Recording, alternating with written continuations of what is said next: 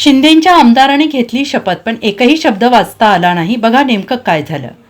राज्यात नवं सरकार स्थापन झाल्यानंतर विधानसभेचे विशेष अधिवेशन सुरू होणार आहे। दरम्यान त्यापूर्वी विशेष अधिवेशनात काल आणि आज नव्या आमदारांनी आपल्या आमदारकीची आणि गोपनीयतेची शपथ घेतल्याचं पाहायला मिळालं।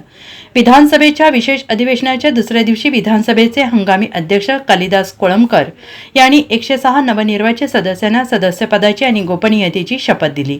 यावेळी मुख्यमंत्री देवेंद्र फडणवीस, उपमुख्यमंत्री एकनाथ शिंदे, उपमुख्यमंत्री अजित पवार यांच्यासह सदस्य उपस्थित होते। यावेळी शिंदेगड शिवसेनेचे नवनिर्वाचित आमदार आमशा पडवी यांनी सुद्धा आपल्या आमदारकीची आणि गोपनीयतेची शपथ घेतली। मात्र यावेळी आमशा पडवी यांना शपथ घेताना एकही शब्द वाचता न आल्याचं पाहायला मिळालं। त्यांना अध्यक्षांनी शपथ वाचून दाखवली, त्यानंतर त्यांनी ती एक शब्द मागून म्हटली।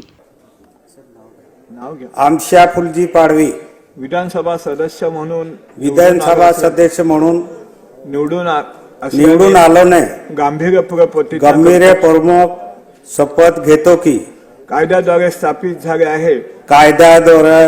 झालेल्या आहे अशा भारतीय संविधानाबद्दल मी खरी श्रद्धा व निष्ठा बाळगीन।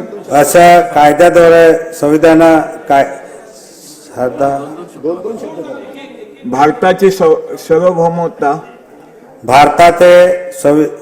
सार्वभौमताने व एकात्मताला उन्नत राखेल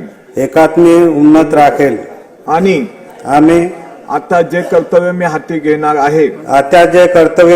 घेणार आहे ते निष्ठापूर्वक पार पाडेल। जय हिंद, जय महाराष्ट्र, जय आदिवासी।